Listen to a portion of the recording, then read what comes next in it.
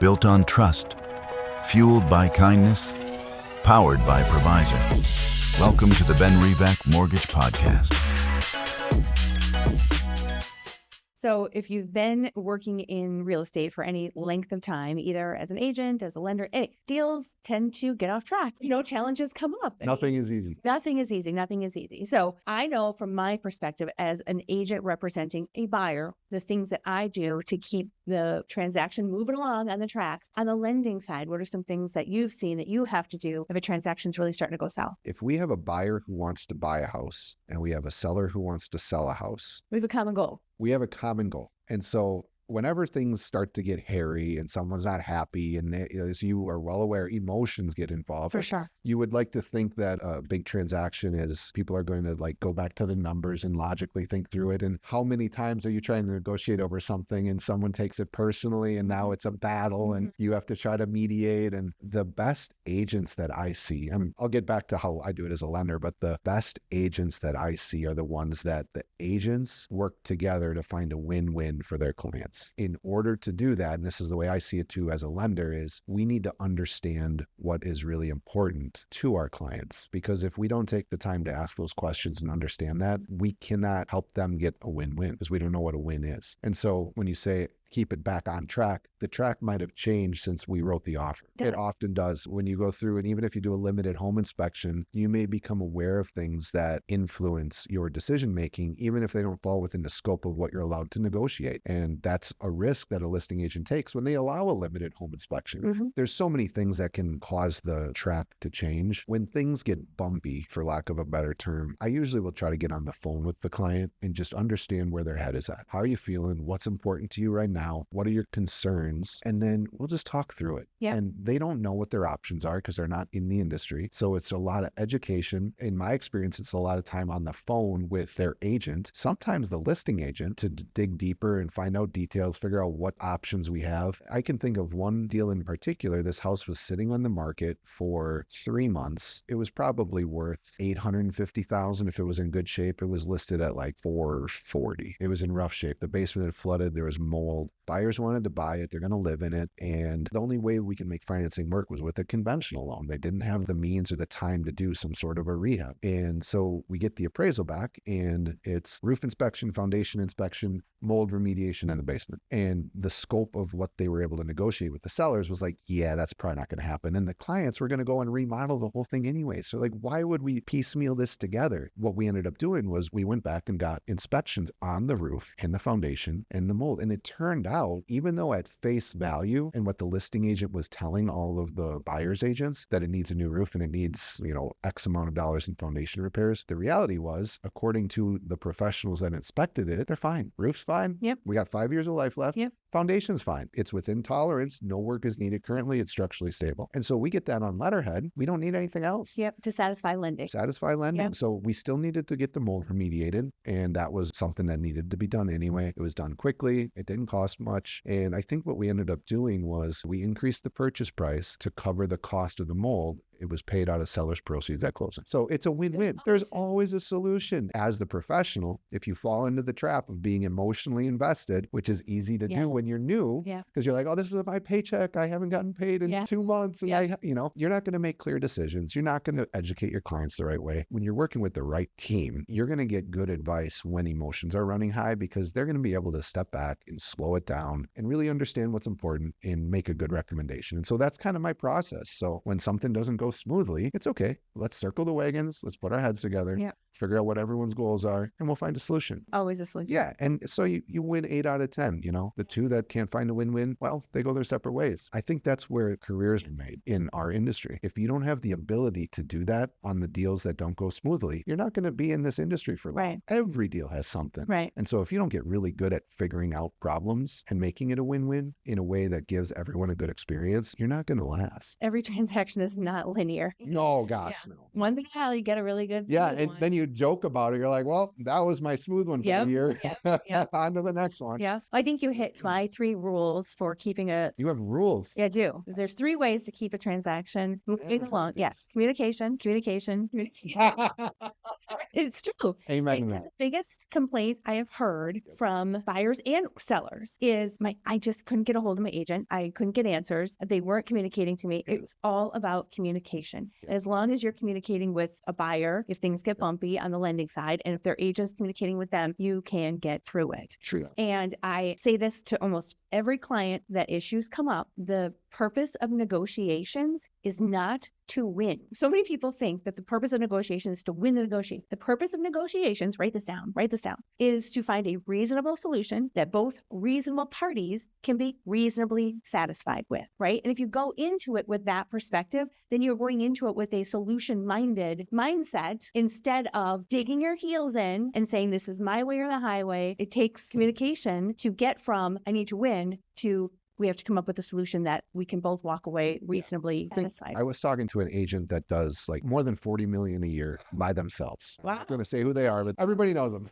And this agent, I was working on a deal with them, and I said, that went really smoothly for the amount of work that had to be done that came up from the inspection. And the agent said, yeah, when we listed it, I educated the seller about how this was going to play out. They've done so many sales that they just know. They're like, all right, here's what's going to come up on the inspection. Here's what the buyers are most likely going to ask for. We're going to list it here so that when they ask for those things, these are the options that we're going to give them. And we're going to let them decide. We already know that even though we're listing here, this is our bottom line after we're going to do these things. And so our target is this number down here, even though we're listing it up here. And so the seller, when they get that amendment request after the inspection, there's no surprises. They already knew it was coming. Right. That's like the next level, is just like you see so far down the road. And if that seller had been unrealistic at the get-go, I don't know if that agent would have taken that listing. I think they probably still would have, but they would have been able to go back to that conversation and at least say like, yeah, this is exactly how we thought it would play out. Right. And then it's up to the seller to choose whether they're going to be a reasonable party to transaction. Yeah. But they already kind of bought into it and said, okay, I'm going to be reasonable because what you explained to me and what I've learned, I now understand that this might not be my number might be here. It goes back to like doing the right thing. Like, we're the professional. We need to understand the seller's goals and educate them on it. And so, okay, so if you want to get this for it, all right, is that reasonable or not? We can try. Here's where we're going to list it. Here's what the process looks like. We're going to need an inspection because of these issues. And you just guide them through it. Seeing down the road is another quality that I see really stand out in great people in the industry, whether they're lenders or realtors.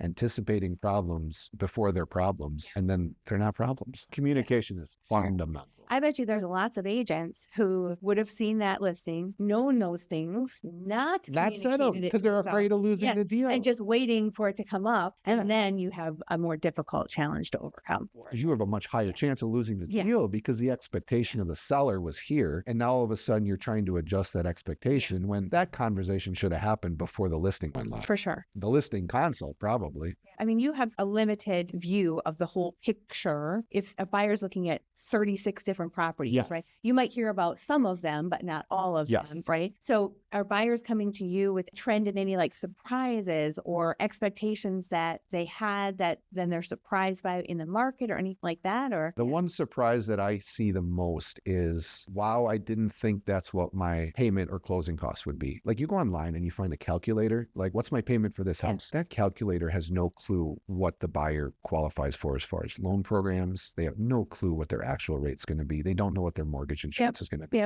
I mean, payment difference from a buyer who's 780 credit with $20,000 a month in income, they're going to have the same payment as a first-time buyer, say 680 credit with 5% down, because we can do a program called Home Possible with that less qualified buyer. And there's what's called a loan level price adjustment waiver, where they don't have the price adjustments that you would normally have with a lower credit score. These are newer, right? Yeah, I mean, they've been around for a few years, but the knowledge of those programs doesn't exist to the general public. You have to be in the industry to know that these loan programs exist, to be able to see if you qualify. Like, I can ask a buyer 3 questions and I'll know, do you qualify for Home Possible or not? Like, if your income is below 80% of the county average when you're buying, you qualify for Home Possible. You can even own another property and still qualify for Home Possible. You don't even have to be a first-time buyer. But if your income is $1,000 a year higher, credit 680, and you're doing 5% down or 10% down, down, you might have 2 points of a price adjustment. So that means that to get the same rate, if your income were $1,000 lower per year, you would pay 2% of the loan amount at closing in points, which could be $8,000. Right. If you're buying a house with a loan for $400,000, 2 points is $8,000. So And those generic loan calculators, they don't know online, any of that. Yeah. No. And it's a simple, I mean, I could talk to someone on the phone and figure out within 5 minutes really close to what their situation is. They have to apply for me to give them like a formal quote, but a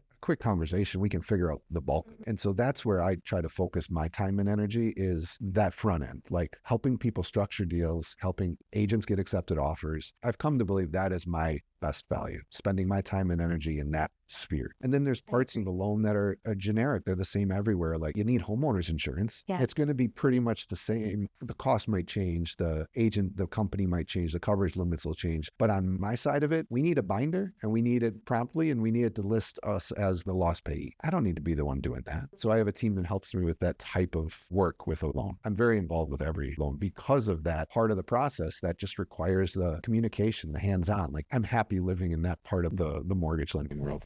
Are you still finding buyers very anti-PMI? No. Gosh, no. Okay. When you show them what the difference is in payment, like if you have good credit, your PMI with 3% down on a $300,000 house with 3% down, if you have great credit, your PMI might be $40 a month. I mean, that's incredibly cheap. Yeah. To go to 20%, PMI companies, private mortgage insurance companies, are the only reason you can buy a house with less than 20% down and not get a government loan. I still find myself educating some buyers, though, that, if we're looking at this home and everything about it is great and location is important, so it's got a great location, but yet it needs, work. And they've already expressed to me that they don't want PMI. They've saved all this, 20% down. They've worked really hard to save this money. I don't want to pay PMI. I'm like, this house is really great. If you pay less down payment to have cash on hand, you're going to exponentially benefit from the equity you will build.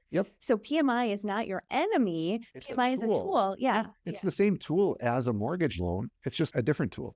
A mortgage loan allows you to buy an asset that you're going to live in that appreciates over time. And we can't say we know the market will be higher tomorrow than it is today or a year from now. But in general, they're not making any more land. And if you're buying a house, in general, if you look back over the last 100 years, home values go up over time. And so a mortgage allows you to leverage your future to get that house today. PMI is the same thing. I ran a PMI quote yesterday to show the difference between 15% down and 20% down. I think the loan was like $380, purchase price around $500,000, $19 a month. Oh, wow. Because when your PMI is tiered, so the coverage you need to buy is different at 3% down, 5, 10, and 15. And your credit score and all. And your credit score and your debt to income ratio. There's a lot that goes into it. But until you talk to a lender who's willing to take the time to educate you about it and really figure out the situation, you reach out to me for this stuff. A lot of agents do is like, show us a breakdown for this house with 15% down and 20% down and see what the MI is. We'll actually run a mortgage insurance quote directly from the mortgage insurance company based on that exact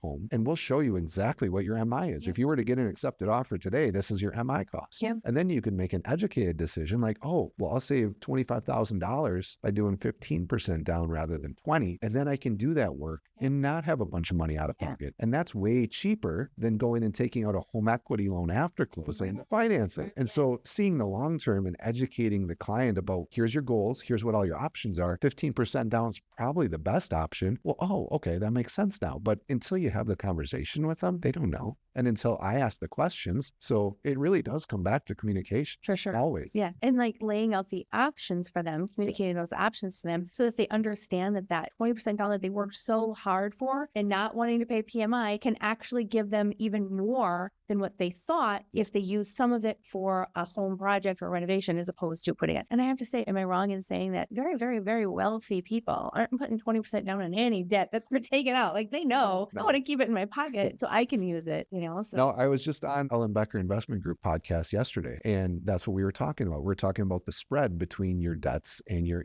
assets. And when you have an investment portfolio, if your average return is say 10%, you take out a mortgage loan at 6%, you're making 4% difference. By taking that money out of your retirement or your savings and paying off your mortgage, you're giving up returns. Like you're losing money. And when you start to think about your personal finances like that, I mean, that's how a business operates. It's logical. When you think think about your own finances, are you operating logically or are you doing it based on how it feels? Right. Because a lot of people just go on how it feels or how they saw their parents do it. And that doesn't mean it's the right or the best way. Yeah. And until you think outside of the box that you're currently living in, you're going to keep getting the same results as you've always gotten. Pretty much everything I do make comes back to education and having the tools to educate people in a right way. I found a lot of people are visual learners, and that's what spawned that breakdown that I use. Yeah. I built a career around it. I mean, it just helps people visually see. Because like when someone says, well, what does it do to my payment if I put down an extra $5,000 in down payment? Well, it's not going to be much, but usually